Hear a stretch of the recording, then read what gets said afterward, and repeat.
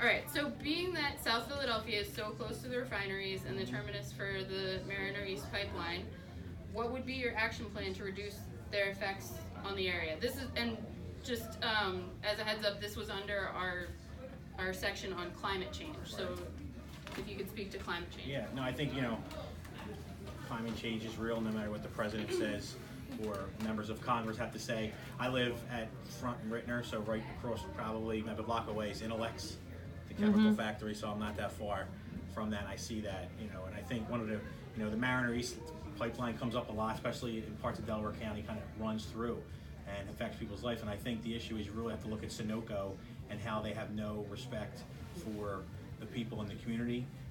There's no risk assessment study that was done. There's no issue. How are they picking where the pipeline range is going to go? It seems it's all being done on the cheap. And how do we make it come through and have no, care for the people that live there, no community input on that structure, on that issue at all. Just like when the federal government put I-95 here so many years ago, they took out blocks of people's houses and there was no regard for the people that lived, and I have family lived in those houses, and they just took them away. And I think that's kind of what Sunoco's doing now with the pipeline and how they're running it. And I think climate change is real. I think we have to move to green energy. I was proud of being on the governor's task force for the Port of Philadelphia, where we're taking out all the diesel cranes down there and making it a green port. I think we have to make sure we can grow green jobs.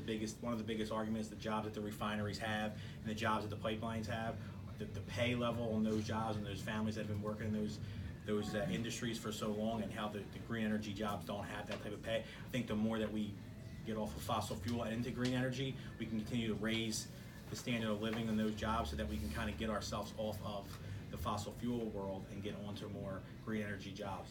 But again, living so close, we have to just, the president has somebody in charge of the EPA that doesn't believe in it, doesn't believe in climate change, and they continually gut that agency. Unless we need to get somebody in to fully fund it, we have to fully fund the positions that are in there, making sure they're keeping checks on these fossil fuel companies, especially big oil and big gas.